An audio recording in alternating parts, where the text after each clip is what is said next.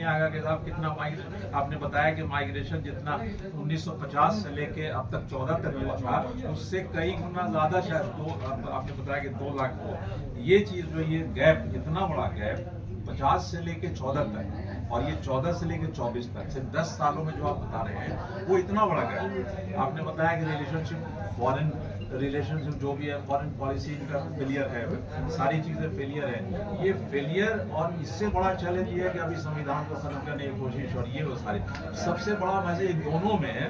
आप सब इमीडिएट अभी कौन सा मैसेज देना चाहेंगे जो लोगों को समझ में आएगा भाई किसको देना चाहिए? हम इतना ही मैसेज दे रहे हैं कि इस इलेक्शन में, बिहार के इलेक्शन में, आप बीजेपी और नीतीश कुमार का जो गठबंधन है, इस इलेक्शन में उनको वोट मत दीजिए। आपको और कोई है जिसको देना है, आप खुले दिल से दीजिए। अच्छा, हम वो डायरेक्शन नहीं देंगे किसको देना है।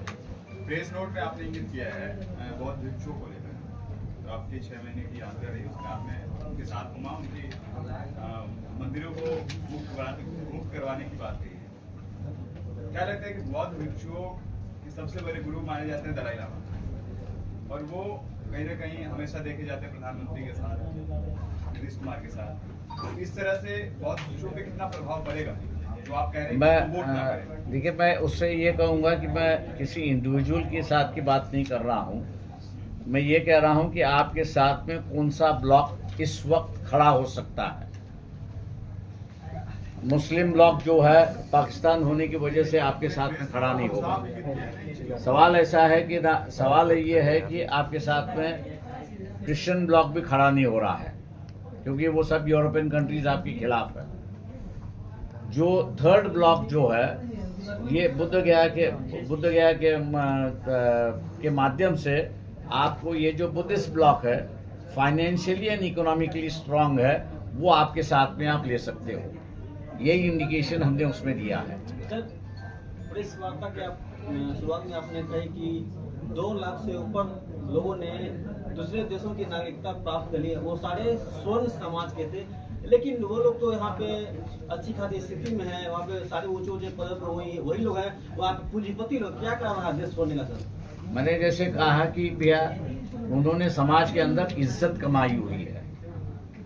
ईडी का मामला है, इनकम टैक्स का मामला है, पुलिस का मामला है, आय आम उसको लगाया जाता है। बोलते हमने जो इज्जत कमाई है वो हम नीलाम क्यों करें? और इसलिए उन्होंने अपनी इज्जत बचाने के लिए देश की नागरिकता छोड़कर दूसरे देश में चले गए।